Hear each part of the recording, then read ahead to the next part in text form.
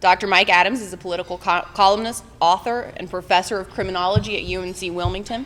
In 2001, in the wake of the 9/11 terror attacks, Adams was involved in a well-publicized free speech controversy, during which the Foundation for Individual Rights and Education defended his remarks. After this experience, Adams became a vocal critic of the free speech climate in academia. In addition to lecturing on the First Amendment, Mike is actively involved in legal challenges to campus censorship. In 2001, Adams won a landmark First Amendment case before the First Circuit Court. 2011, sorry, I misread that. The ruling held that professors publishing columns and giving speeches have the full protection of the First Amendment when discussing matters of public concern. As a result, when professors report such activities as part of their annual review, tenure, or promotion materials, the university does not have license to discriminate on the basis of the professor's viewpoint.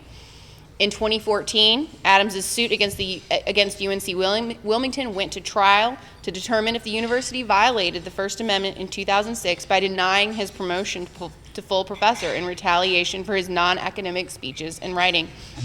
Ultimately, Adams won unequivocally, receiving his promotion, back pay, and legal fees. Adams writes for Town Hall and the Daily Wire, his latest books. He also has written for the Pope Center, now the Martin Center. Will be hard to get used to. His latest book is Letters to a Young Progressive, How to Avoid Wasting Your Time Protesting Things You Don't Understand. Everyone, please welcome Dr. Mike Adams.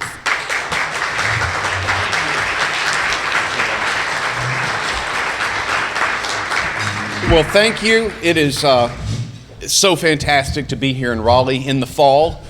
Such a beautiful time, and I'm so glad the election cycle is over. Well, not quite over. We still have some counting to do, I suppose, but it's great to be here because I am always thrilled to speak on the issue of the First Amendment on college campuses. I travel all across the country, and I have an opportunity, just the honor of speaking all over the place on a couple of issues, the pro-life issue and also on the free speech issue. Those are really the two main issues I talk about. But to be honest, it's the free speech issue which has always been the most fascinating thing to me. And I want to start by talking a little bit about how I got into this battle and how I got interested in the issue. Back in the year 1992, I was a very left-wing atheist graduate student at Mississippi State University. And my father was a little bit concerned about me. He was a conservative, and he always was in the habit of reading ideas that were contrary to his own. He was a conservative, but I would always see him reading books by people like Alan Dershowitz. And so in 1992, he recommended that I read a book by Dinesh D'Souza called Illiberal Education. And I sat down and devoured that book, and that was the very first time I had ever heard of the concept of a campus speech code. And I just got enthralled with the whole issue of the campus free speech battles. And so a few months after that, I finished my doctorate and went looking for a job and had a choice between taking a job in New York City and in Wilmington, North Carolina. And I deliberated long and hard over that decision for approximately 5 minutes. And I took the job down at UNC Wilmington. And I remember one of the very first things I did when I took that job in the fall, I actually sat down, having heard something about campus speech codes, I actually sat down with a student and faculty handbook in the main office of the Department of Sociology and Criminology, and I opened it up to look through the policies and try and identify our campus speech code. And I was just blown away by this ridiculous code that said that students, faculty, and staff at UNCW had a right to study and work in an environment free from ever being offended, essentially. And I was so glad that at that time, at that exact moment, I was looking at that policy. My department chair, Dr. Stephen McNamee, who old school liberal, for whom I have a tremendous amount of respect, he was sitting there, and I made the comment that that was absolutely an unenforceable policy. As a matter of fact, I quoted Justice Oliver Wendell Holmes from his dissenting opinion in Gitlow versus New York in 1925, and I said, every idea is an incitement. Every idea is potentially offensive to someone. And I will never forget his response after I said that you couldn't possibly police every offensive idea. He said, well, they're only talking about certain types of speech. Truer words were never spoken on a university campus. And so I instantly started to talk about that issue with the faculty, and I remember my first year as a college professor trying to actually talk about the issue of campus speech codes and talk about how really something needed to be done about them. And it seemed that whenever I brought up the issue of censorship on college campuses, the professors there would talk about the old speaker ban from the year 1963. They always wanted to talk about the speaker ban from 1963. And you could figure out pretty quickly that there was an oral tradition within the UNC system among the professoriate where they believe that the threats to free speech aren't coming from within the system, but instead they're coming from outside the system. And of course, they're coming from the right of the political spectrum. And in addition to that, specifically, the problem was the legislature. Well, it's pretty clear that those folks might have talked about the speaker ban, but they don't really understand the history of the speaker ban. It was indeed offensive to the First Amendment, without question, because it actually had a couple of dangerous components. You know, it was this legislative initiative that said that, you know, they were going to ban speakers at UNC Chapel Hill if they were known communist, or if, as a matter of fact, at some point, they had ever denied, when they'd been asked whether they were communist, whether they had ever asserted their Fifth Amendment privilege. So in a sense, it was an assault on both the First Amendment and on the Fifth Amendment as well. But a lot of people don't know the history of what happened there. A couple of years after that, the Board of Governors actually decided to respond to that legislation. They said, well, that's too broad and that's too sweeping. So what we need to do is come up with a narrower rule on how we deal with off-campus speakers. And it would be better if we just, instead of having a ban on known communists, if instead we had a ban on those who wish to advocate subversive activities such as the overthrow of the United States government. And so they thought that, well, that would be a better idea. And don't worry, legislature, we've got this thing under control. We're going to set up a system of prior restraint, and we're going to deal with those really dangerous people. And then the legislature comes along and modifies their statute and comes up with a little speaker ban to match the rule that had just been put in place by the Board of Governors. That's important, because that's the point in history when the UNC system began to take charge of censorship on our college campuses, and it has been that way now for over half a century, even though the professors are denying it. And so I was running around, sort of as this lone voice talking about the issue of speech codes and censorship on college campuses, and no one was really listening until the Pope Center did something that was absolutely fantastic. They decided to team up with the Foundation for Individual Rights and Education in 2005.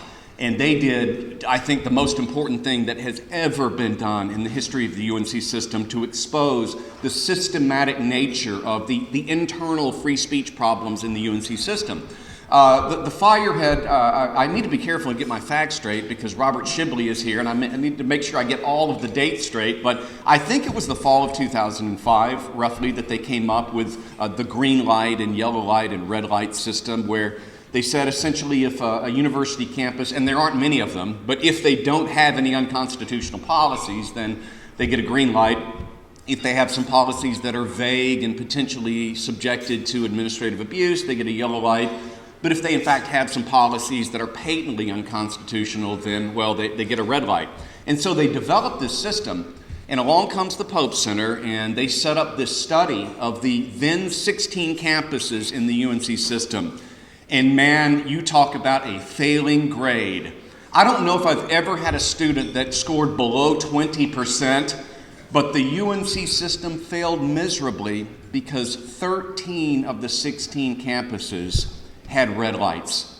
And it was just an abysmal failure. And I really appreciated what they did because Greg Lukianoff came down and they had a press conference down in Raleigh and they talked about the results. And essentially, in the UNC system, they were told that they needed to do something about this problem. And if they didn't do something about this problem, they were going to get sued. And so we actually began to see sort of an addressing of those problems in the system. And the fact of the matter is that some of those campus policies were voluntarily abandoned by some of the universities at that point, but not many. And it's really interesting because around the time that this was happening in 2006, there was this other free speech problem, or I should say First Amendment problem, brewing in the UNC system. It's interesting, every time we come along and try and stamp out some sort of a First Amendment problem, somewhere secretly in the university system, they're doing something else to cause us problems, and we just haven't discovered it yet. Well, I'll tell you, the next cancerous growth within the UNC system was coming from UNC Chapel Hill, because we had an administrator who was, I suppose, an assistant dean of student activities or student organizations or something like that, by the name of Jonathan Curtis, who I didn't realize at the time had started way back in 1995 to write letters to religious organizations on campus and threaten them with derecognition if they weren't sufficiently inclusive. And way back in November of 1995, I would discover later, Jonathan Curtis had written a letter to the Muslim Student Association telling them, that this was risky, telling them that he didn't like the fact that they had a clause there, a membership and leadership clause, that said that they had to be subscribed to Orthodox Muslim religious beliefs. And he actually wrote them and said, you know, you need to open up the leadership of your Muslim group to people who aren't actually Muslims. And this letter was actually sent to the MSA. And something very rare happened in the UNC system. Susan Eringhouse, who was the university counsel for the UNC system, found out about that. And she actually wrote a letter to Jonathan Curtis and said, you need to cease and desist, because this is dangerous. They had just had the Rosenberger versus Rector decision from the University of Virginia just a few months before that, had come down from the United States Supreme Court. And Eringhouse was saying, you know, that sounds a lot like viewpoint discrimination, and we need to be extremely careful as we proceed, so why don't you go find something else to do? Well, Jonathan Curtis found something else to do for approximately 7 years, and then something really bad happened for UNC Chapel Hill. Eringhouse left her position. And at that point, we actually had a new dean in town, a new dean of the law school by the name of Gene Nichols. And he had, I knew that was going to get a reaction from the crowd. He had a wife by the name of Glenn George. It was a package deal, and they were both hired by the university. And as soon as Eringhouse left, she moved over from the law school and became the general counsel of UNC Chapel Hill. That announcement was made on a Friday afternoon. It took 72 hours for Jonathan Curtis to sit down and craft 24 letters to belief-based organizations at UNC Chapel Hill. The majority of them were religious, and the majority of those were Christian. And he wrote those letters complaining about things that they had in their constitutions. For example, a religious group said, in order to be a voting member of this group, you have to believe in God. Oh, the horror of that kind of discrimination. Isn't it something, though? He'd been sitting for 7 years, and as soon as there was a changing of the guard, it took him 72 hours to fire off those letters. Well, I thank God for the Foundation for Individual Rights and Education for coming along and exposing that pretty quickly. I believe it was around New Year's Day of 2003 that they actually issued a fire press release in which they talked about this, because some of the organizations were starting to complain about this and ask questions about it. And so they actually published a press release about this. And as soon as I found out about that, I contacted an old alumnus from the UNC Chapel Hill Law School, a lawyer by the name of Charlton Allen. And I said, why don't we sit down and do a public records request and get every single email communication over the last 10 years sent by Jonathan Curtis to these belief-based organizations at UNC Chapel Hill. And boy, that opened up just the motherlode of discovery. They ended up giving me 1,250 emails, and we began to sift through the contents of these emails, and let me assure you that there was a very clear pattern that began to emerge of what I consider to be clearly religious discrimination. So I began to go through a process of trying to actually convince various religious organizations, calling Christian organizations, and convincing them to actually stand up for their freedom of association. By the way, That was one of the most frustrating experiences I have ever had as a college professor. It might be second to being in a 7.5-year lawsuit. That might be first. But the fact of the matter is that it took me 18 months of sending emails and making phone calls to identify one single religious organization that was willing to stand up and defend their own First Amendment rights.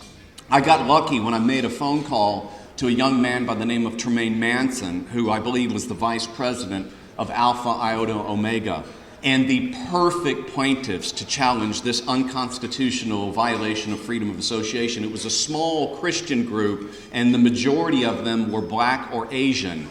So they were being told that they weren't sufficiently diverse for UNC Chapel Hill. The perfect plaintiffs, and thank God Almighty that they took my advice, got on the phone, called the Foundation for Individual Rights in Education. David French was the president of the organization at the time. He called the Alliance Defending Freedom. And it's interesting because it took 18 months to find a plaintiff, and it only took about 6 months to win a federal injunction in that case.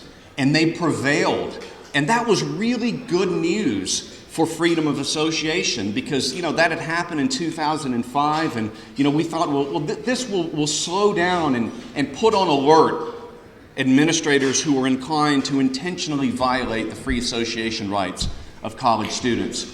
But we learned something very different the next year when the Pope Center report came out.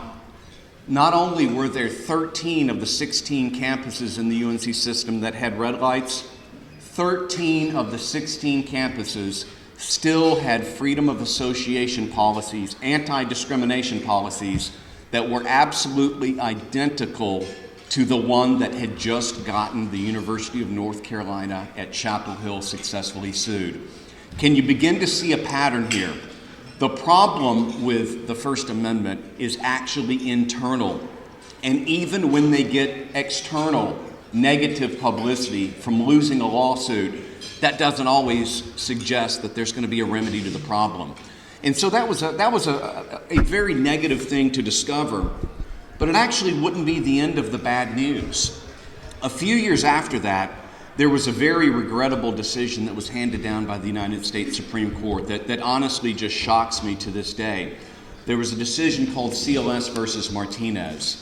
And I have to say something about the background of that case. There was a sort of a common practice that was starting to pop up on our college campuses of, after the turn of the century, essentially, where LGBT activists were going and joining Orthodox religious organizations, intentionally joining the organizations and teaching things that were clearly contrary to the beliefs of those religious organizations, hoping that they'd then get expelled from the religious organization, then claim that they were victims of discrimination in order to get those religious groups derecognized or kicked off the campus.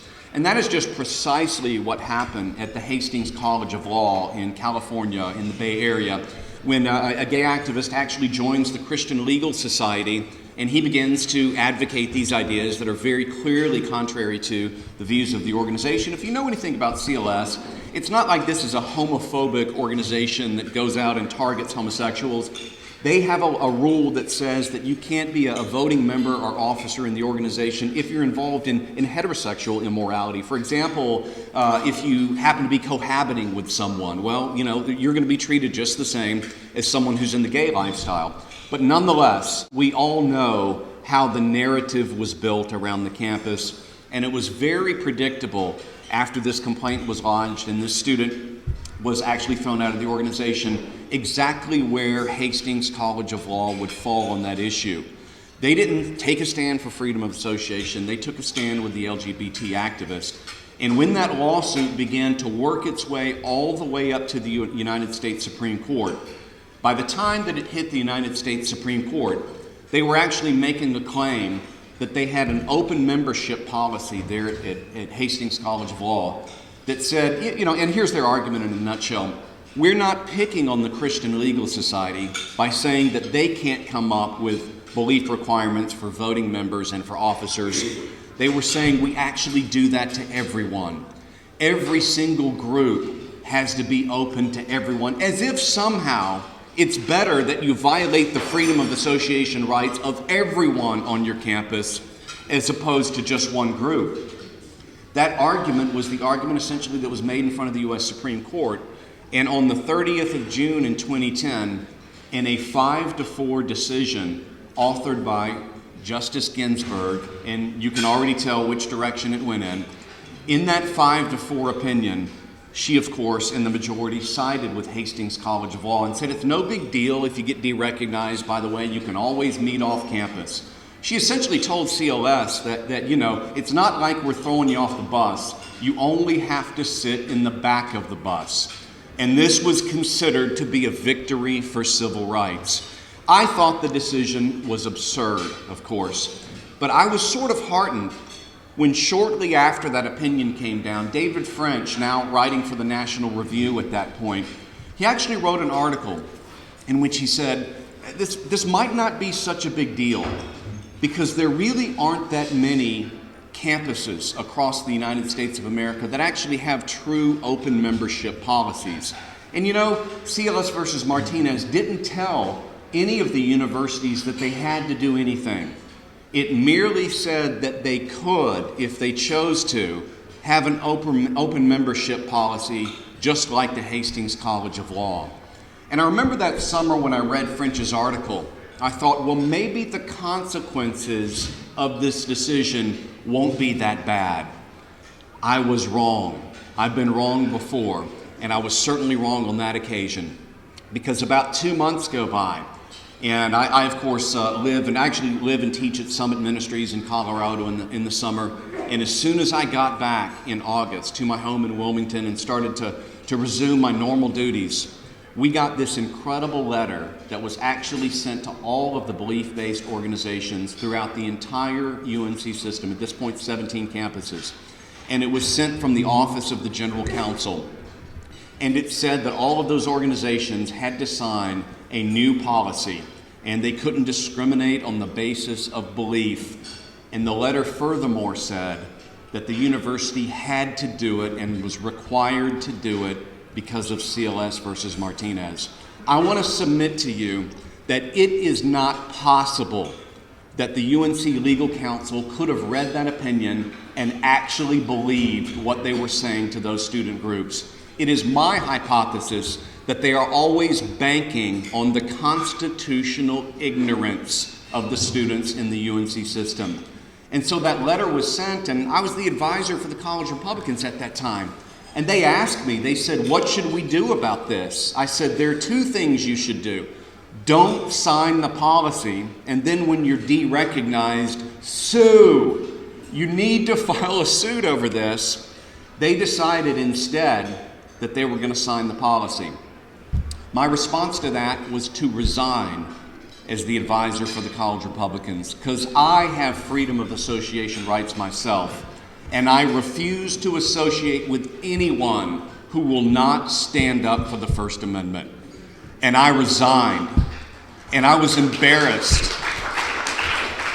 I appreciate that, and it was a tough couple of years not being the advisor for any student organization on campus. Fortunately, 2 years later, a Christian apologetics organization known as Ratio Christi came to the campus of UNC Wilmington, and they were seeking out an advisor, and they asked me to be their advisor. Good choice in hindsight, because as soon as they sat down and began to work on their constitution and they got a draft ready, they were called into the Dean of Students' office. And they went in there and they sat down for the review of their constitution. And some assistant to the associate vice chancellor of parking tickets and noise complaints, or whatever the actual position is over there in the Dean of Students' office, they actually called them into an office and said, you know what, we don't like this part of your constitution that says that your voting members and your officers have to subscribe to basic Orthodox Christian principles. And so they did the right thing. They got on the phone and they called me and they said, what should we do about this? I said, well, we should fight it. And so I immediately sent an email over to the dean's office and I said, I'm the advisor of this organization and you're violating the free association rights of my Christian organization. Basically, you need to cease and desist. I received a reply that was not up to my expectations. The reply said, "Your inquiry is inappropriate at this time." Essentially, butt out. I knew exactly what that next phone call was going to be. It was a phone call to one of your board members, Robert Shibley. I got on the phone and called him. He immediately instructed me on how to go to a source to figure out how to do a quick public records request. And I essentially asked for all of the records of communications between the dean and certain groups, all of the constitutions and all of the relevant policies. And I'm happy to report that I sent that registered letter on a Friday. It must have been received around a Monday. They convened an emergency meeting, and within 48 hours, they changed their policy on freedom of association, and they recognized Ratio Christi as an official student organization guaranteed a right to equal funding. That's an important lesson, isn't it? It is indeed a very important lesson.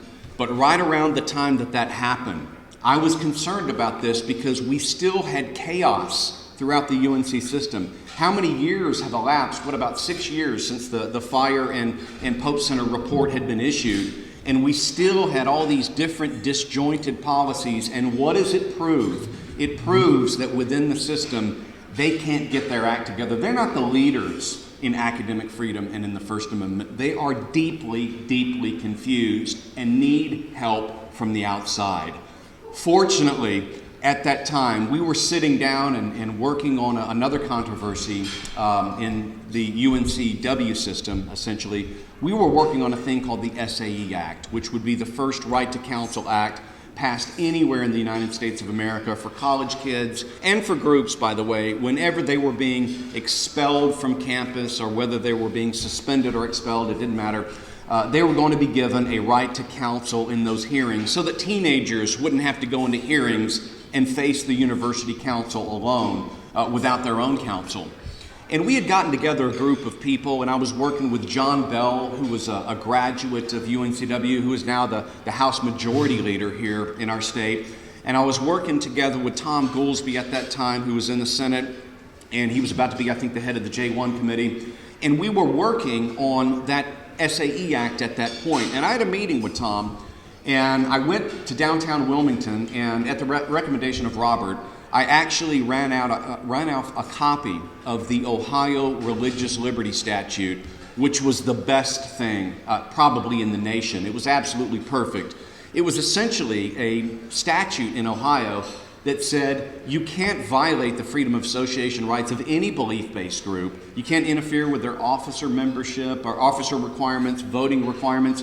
You can't even interfere with their internal disciplinary matters. And I took this statute and I actually gave it to Tom Goolsbee. And I said, you need to go and find a sponsor for this, and this thing needs to be passed. It needs to become law within a year. And of course the ball got rolling on that, and eventually there was a vote in the House. I think the vote went about 70-40, as I remember, in favor. And at some point in the summer of 2013, it just dies. And I remember wanting to sort of resurrect this effort in the fall of 2013, but then things were going in a really bad direction in my lawsuit. After we had won our big victory for the big legal issue in front of the Fourth Circuit in Richmond, I had honestly and sincerely thought for a time that UNCW would do the right thing and settle our case. And then I went into the settlement negotiations, and Roy Cooper, and he was running that show. And there was going to be absolutely no settlement whatsoever. And I realized that we were about to go into a mode where we were going to have to start to prepare for a trial. And so I was distracted. It wasn't a matter that I could pursue. Fortunately, in March, we were finally granted a jury trial. And we went in there in 3 days, and of course, we won that case, a unanimous verdict from the jury. It took them less than 2 hours to deliberate individual liability, official and individual liability against every single defendant in that case. And it was a resounding victory on the 20th of March. And I will never forget what happened after that. There was all of a sudden, there were these phone calls asking for interviews about the case. And one of those came from Neil Cavuto from Fox News. And so I had to drive up to Raleigh and do that interview. I had to go up to, I think it's called Space Link, and sit there and do that interview. I was excited about the idea of sitting down with one of my attorneys, Jordan Lawrence, who actually argued the Southworth case in front of the United States Supreme Court. And before that, I actually got an email from Jenna and said, while you're up in Raleigh, I'd love to sit down and talk with you about, what's on your mind now that the lawsuit is over. What do you think are the important things that need to happen in the UNC system? And after that interview with Cavuto, I went over and sat down with Jenna in a coffee shop in a Starbucks, and we just had a short conversation. And the very first thing that came out of my mouth was this: we have to go and we have to get that Ohio religious liberty statute that failed last year, and we've got to get that effort renewed. And this thing needs to be on the governor's desk and signed by the end of the summer. And she looked right at me and said, the wheels are already in motion. The Pope Center, working with the Fire, and the North Carolina Family Policy Council, I think, was working together on that initiative. They had already done the legwork. The wheels were in motion, and I think you guys know the rest of the story. By the end of July, that bill was on the desk of the governor, and it was signed into law. And the chaos is now over, and we have one of the best religious freedom statutes in the entire country, largely as a result of the efforts of this organization. I can't thank you enough for what you did.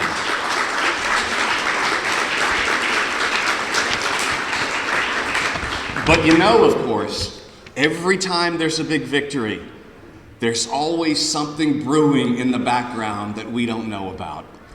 There was indeed trouble on the way because, one of the very good things that happened as a result of the Pope Foundation report back in 2006 was that there was this ridiculous sort of anti-joke policy that was actually on the books at UNC Chapel Hill. I think the wording of it, I'm not looking at it right now, but I think that it said that sexually explicit jokes and anecdotes were banned.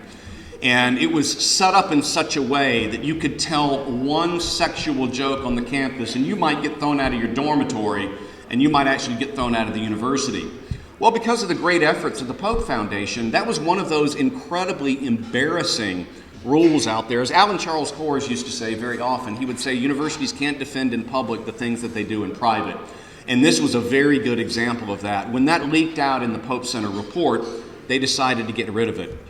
Well, they got rid of it, but then 6 years later, like a cancer that had metastasized, all of a sudden it pops up on the UNC Chapel Hill campus once again in the exact same form that it was in before. And you know exactly whose fault it was, right? It was the legislature, just kidding. And you know exactly who was outraged about it, right? It was the faculty. Just kidding again. The only people who recognized in the university community that that was a serious threat to free speech, it was actually the Daily Tar Heel and an intern who worked for the Fire who had libertarian leanings who began to rally against this. And it was interesting because I read the coverage of this, and even Dean Winston Crisp, who had been the Dean of Student Affairs at the law school and then for the General University, he was interviewed about this and said, I don't see a problem. There's nothing to see here. Move on, folks. If you know anything about the history of that rule, there was a problem. Because shortly after that, there was a student, I think this happened in 2013, there was a student by the name of Landon Gamble. And she was actually making an allegation of sexual assault, and it was being processed through the university system. And she did not like the way that her case was being handled. And it's just a fundamental thing about what we're supposed to do in America when we don't like what the government is doing. We're supposed to be able to redress the government for grievances against us. And she decided to do that, and she actually got prosecuted under the UNC Chapel Hill Speech Code. And she responded as she should have responded under those circumstances by filing a complaint with the Department of Education. And that eventually leaked out in the court of public opinion. And when it did, the university could not defend in public the things that it was trying to do in private. As Justice Brandeis once said, sunlight is often the most powerful of disinfectants. And the consequence of that public embarrassment was that the university finally realized that it was time for them to go and purge their speech codes from the books at UNC Chapel Hill. They finally did that, and in 2015, they became, I think, only the 22nd university in the United States of America to earn a green light rating from the Foundation for Individual Rights in Education. In going through this brief history, you can see exactly what the problem is. It's the exact opposite of what the university faculty characterizes it as being. The oral tradition is not slightly off, it is completely off. What we're beginning to see very clearly is that the problems concerning free speech in the UNC system, they're not coming from the outside and coming from the political right and coming specifically from the legislature. They are all internal. And I believe, of course, that they're coming from the political left.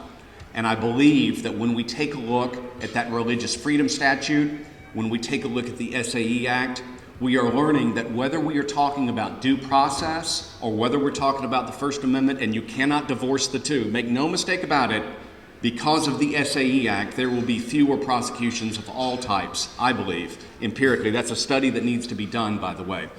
But it is very clear that when it comes to due process and the First Amendment, the best solution that we have is the legislature. And so I want to very, very strongly, first of all, I just want to thank the Pope Foundation for all that they have done over the years to strengthen, actually to just keep the First Amendment surviving within the UNC system. But I also want to encourage them in the coming year to step up their efforts. I believe there still is a cancer going within the system, and we need a more aggressive treatment. We need to go in this next legislative session, and we need to have comprehensive legislation, and that comprehensive legislation really needs to go and try and wipe out speech codes altogether. But there's something else that needs to be addressed. If you take a look at the history, I've been a college professor now for 23 years, and I know that for the first 20 years, the problem was that the campuses were dumping all of these policies on the heads of the students, and the students didn't know what was going on or didn't care. But something has changed over the course of the last few years. What I've noticed is that increasingly the students are demanding that their First Amendment rights be taken away. They are actually beginning to demand safe spaces. This is what happens when bad ideas float around for a generation. They become normalized. And the university is there and always willing to accommodate them. A dangerous thing that has started to occur over the course of the last few years has actually been microaggression training. The very first day on our college campuses, a freshman at the age of 18 goes and learns how to imagine being offended by new things that they never thought were offensive before and were uttered by people who had no intention whatsoever of offending them. What I think we need to do in new comprehensive legislation is I think we need to put an end to microaggression training. I think we need to be demanding of our public university system that they no longer teach 18-year-old college students things that aren't true about the First Amendment. And I think that the microaggression training needs to be replaced with First Amendment sensitivity training during orientation, teaching students what is true about the First Amendment. And what is true about the First Amendment is that we don't have a constitutional right to be unoffended. We have a constitutional right to be offended and to be offended with regularity, because that is the price of living in a free society. I thank the Pope Center for all you've done over the last 20 or so years that I've been a college professor, all the wonderful things that you've done to help me, and I certainly look forward to working with you in the future. And I suppose I'm going to take a few questions. Thank you very much.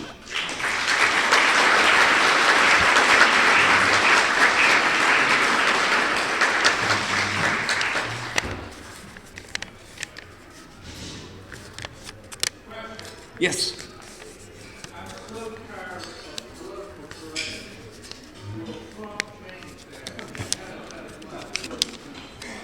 Actually, I'm so glad that you asked the question.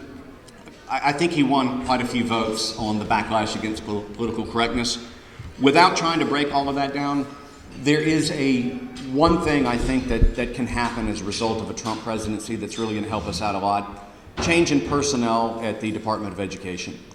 That's extremely important. Now, if it were up to me, for example, I would actually repeal Title IX. I realize that that's not something that's going to happen.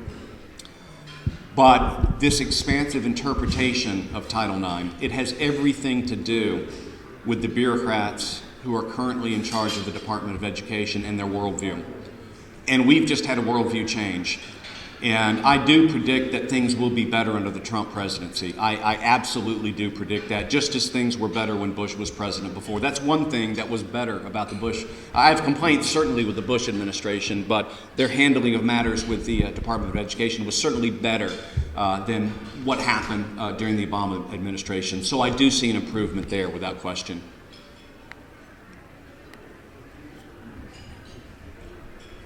Fire away. Newspapers, I don't follow what's going on in the justice system. The newspapers have seen a lot of articles about other places around the country. So what you're describing in Chapel Hill and looking on general, is it quite common now around the country? Absolutely. If you go back 10 or 15 years and you ask people, well, what do you think about free speech on college campuses? What do you think about political correctness? What do you think about censorship? I think that there would be some people who had heard of the problem, and those people would assume that it was a problem with Northeastern liberal Ivy League schools. The fact of the matter is that if you go back about 15 years, there clearly was a point where the vast majority, I would say even before the fire came up with their green light, red light system, it was clear that there was a point where the vast majority of the college campus would have been red lights. We're certainly moving in the right direction. I think the last numbers that I've seen from the FIRE website is that the percentage of red light schools in the United States of America is down to about 45%. But the answer is that it is very widespread. It's not just private schools versus public schools. It's not just by region. It's the state schools and even the community colleges that have suffered from this systematic political correctness. And that's the bad news, is that it is very deeply entrenched in our educational system. The good news is that the numbers show that at least it's moving in the right direction. Yes? Mike, let me tell you a quick story about UNC Chapel Hill's hostility to the First Amendment back in the 80s, and see if you've heard this kind of story before. We were publishing a conservative magazine on campus, and it was distributed every month in stacks. And several months after we started, the Carolina Critic, it was called, liberal students would come after it was dropped off early in the morning. They would come, pick up an entire stack, and throw it away in the dumpster so that students couldn't read it. We complained to the administrators, and we were told, well, we're not sure we can do anything about that because you do give it away for free. We said, what do you mean? We said, well, if someone could pick up a copy to read it, or pick up 10 copies and give them away to read it, I guess they could pick up all of them and throw them away. What are we supposed to do about it? They did not believe the First Amendment applied because our publication was free, and so students could be free to throw it away if they want to. Yeah, that's interesting, and I have heard a similar story. Really glad you brought that story up, because there was a similar newspaper that was criticizing the administration in the 1990s. It's called the Carolina Review, and I believe it was founded by Charlton Allen, a name that I mentioned earlier in my speech.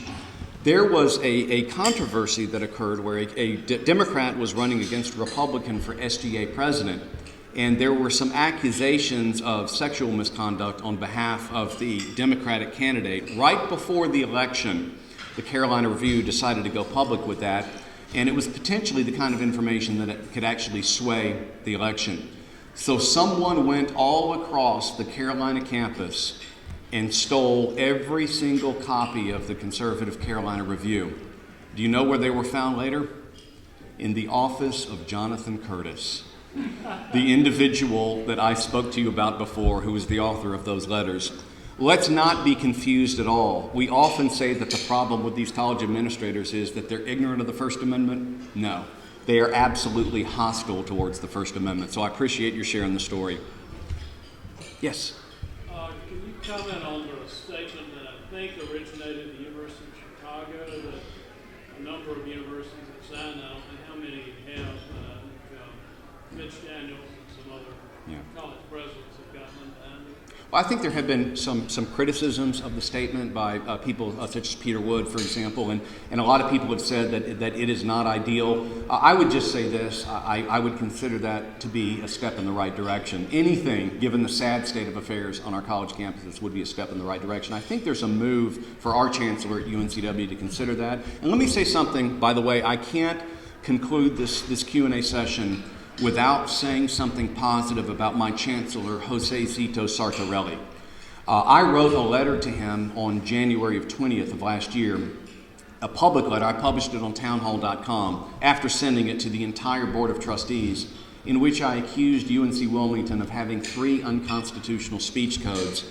And I pled with him and said, we need to get rid of them, and we need to actually go out there and actively try and get a green light rating and actually use that for marketing purposes. The reason I was doing that is after the Yale controversy and after the Mizzou controversy, I saw a backlash. And I saw a lot of people around this country saying, you know what, we need a place to send our kids. And I thought if I were a chancellor, I would be actively trying to earn a reputation as being different than any of the other schools. I would want to be calling groups like the Fire and saying, how can you help me to earn a green light rating?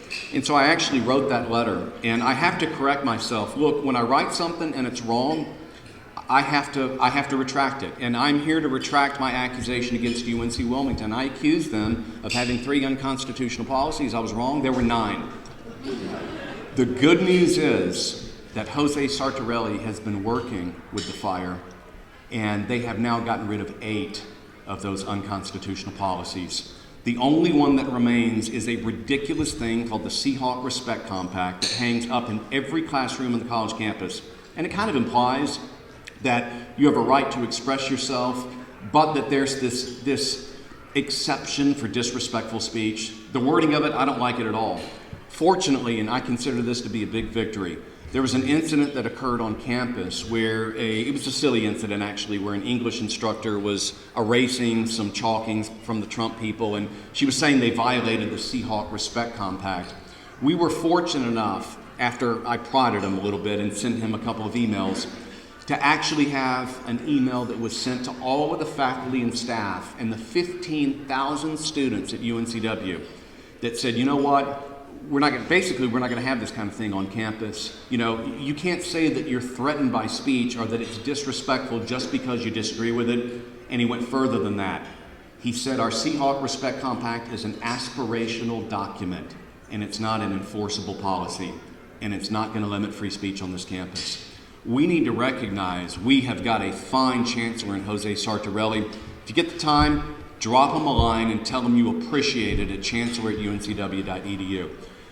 He is really taken an opportunity to set himself apart, and I expect that we have good things happening in the future because of him. All right, fire away. I think one of the big things that I've seen on college campuses is a kind of a rapid secularization of society. How has that played a role in free speech on campus? So many students, like you read it and they understand their rights, and I think it's just sort of just ignorance of freedom of worship and freedom of religion, how those terms are misconstrued in those rooms.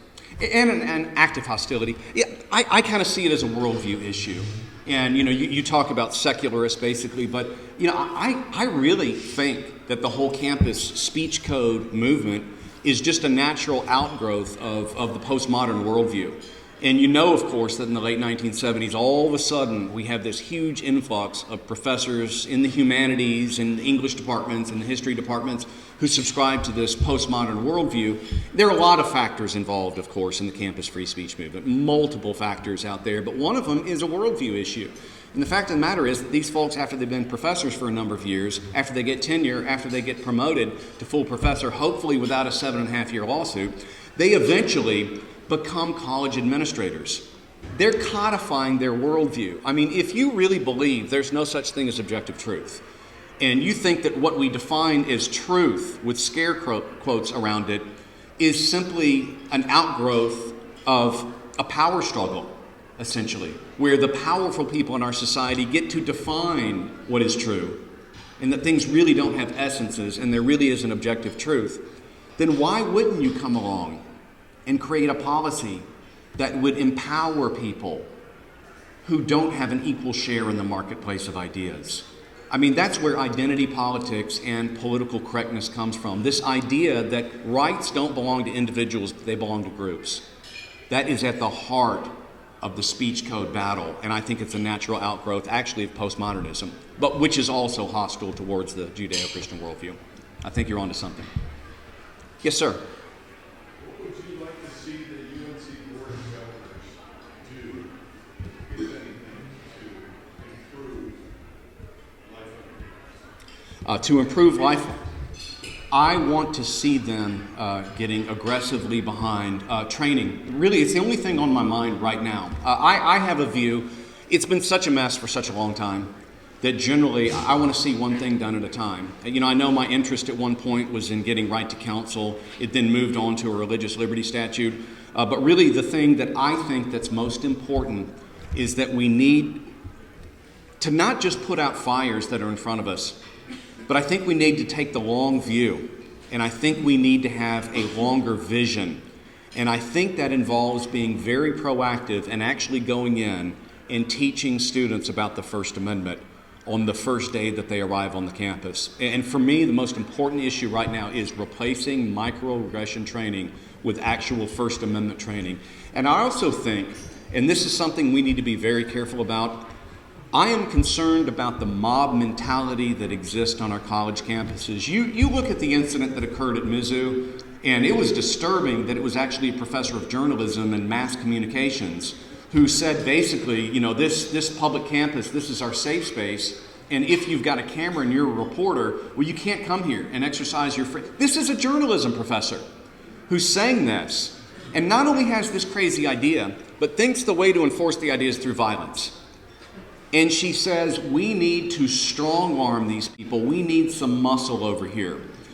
Well, I'll tell you something. That really tells you that we have a very deep cultural problem on the campus. And it shows just how proactive that we've got to be. And it involves not just training, but I actually think there's got to be a consequence for that kind of behavior. Because that kind of thing, I actually see students doing this all the time.